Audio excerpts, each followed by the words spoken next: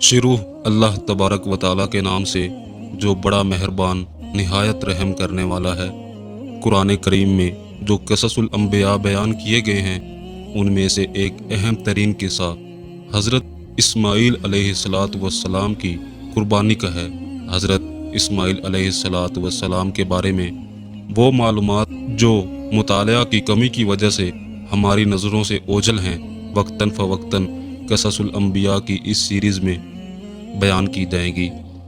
ابن اسحاق بعض اہل علم سے نقل کرتے ہیں کہ جب ابراہیم علیہ السلام کو بیٹا ذبح کرنے کا حکم دیا گیا تو انہوں نے اپنے بیٹے سے فرمایا، اے بیٹے، رسی اور چھری اپنے ساتھ لے لو اور میرے ساتھ اس گھاٹی میں چلو تاکہ وہاں سے ہم کچھ لکڑیاں لائیں۔ اس وقت تک اصل حقیقت سے آگاہ نہ کیا تھا۔ جب آپ گھاٹیوں کے قریب پہنچ گئے تو شیطان انسان کی شکل میں آیا اور کہنے لگا، اے بڑے میاں، کہاں کا ارادہ ہے؟ فرمایا، میں ان گھاٹیوں میں اپنی کسی ضرورت کی وجہ سے جا رہا ہوں۔ شیطان بولا، اللہ کی قسم، خواب میں آپ کو کوئی شیطان ملا ہے جس نے تجھے اپنے بیٹے کو ذبح کرنے کا حکم دیا ہے اور اب تم اسے ذبح کرنا چاہتے ہو۔ ابراہیم علیہ السلام سارا معاملہ سمجھ گئے اور فرمایا کہ مجھ سے دور ہو جا اے اللہ تعالیٰ کے دشمن، میں اللہ کے حکم پر عمل کروں گا۔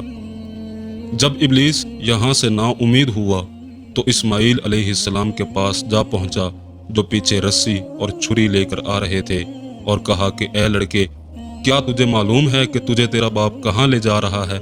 اسماعیل علیہ السلام نے جواب دیا کہ ان گھاٹیوں میں لکڑیاں جمع کرنے کے لیے لے کر جا رہا ہے۔ شیطان نے کہا، اللہ کی قسم، وہ تجھے ذبح کرنے کے لیے لے جا رہا ہے۔ اسماعیل علیہ السلام نے پوچھا کہ وہ مجھے ذبح کرنا کیوں چاہتا ہے؟ شیطان نے کہا کہ اس کا خیال ہے کہ اسے اس کے رب نے حکم دیا ہے۔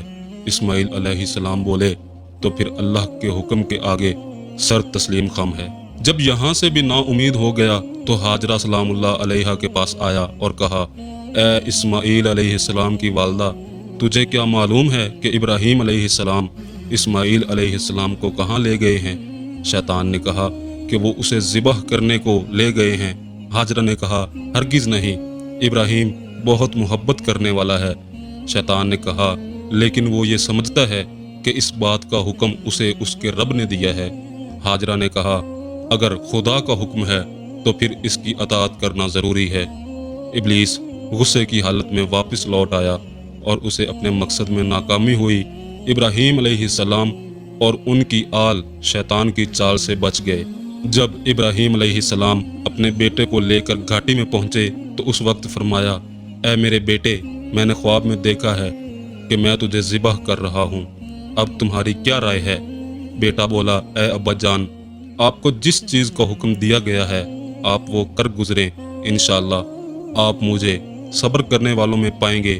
ایک روایت میں ہے کہ اسماعیل علیہ السلام نے عرض کیا، اے ابا جان، اگر آپ مجھے ذبح کرنا چاہتے ہیں تو میری رسی کو مضبوطی سے باندھ دیجئے تاکہ میری وجہ سے آپ کو تکلیف نہ پہنچے کہ اس سے میرا اجر کم ہو جائے۔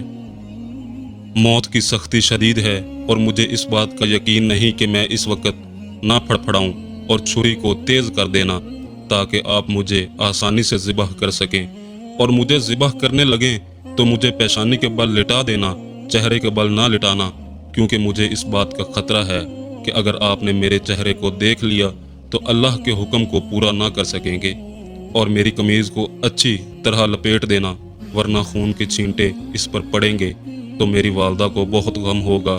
ابراہیم علیہ السلام نے فرمایا، اے میرے بیٹے، اللہ کا حکم پورا کرنے میں تم میرے بہترین مددگار ہو۔ پھر اسے اچھی طرح باندھا، چھری تیز کی، پشت کے بل لٹایا، اپنی نگاہ اس سے ہٹائی اور اس کے حلق پر چھری چلا دی۔ اللہ نے اس کے ہاتھ کو حلق سے گدی کی طرف پھیر دیا اور پھر اسماعیل علیہ السلام کو اس سے بچا لیا اور فرمایا، اے ابراہیم، تم نے اپنا خواب سچا کر دکھایا، تمہارے بیٹے کے بدلے میں یہ جانور ہے، اسے ذبح کرو۔ قرآن مجید میں ہے، جب دونوں نے حکم مان لیا اور باپ نے بیٹے کو ماتھے کے بل گرا دیا تو ہم نے ان کو پکارا کہ اے ابراہیم، تو نے خواب کو سچا کر دکھایا، ہم نیکوکاروں کو ऐसा ही बदला दिया करते हैं। बिलाशुबा ये सरीह आजमाइश थी और हमने एक बड़ी कुर्बानी को इनका फदिया बना दिया।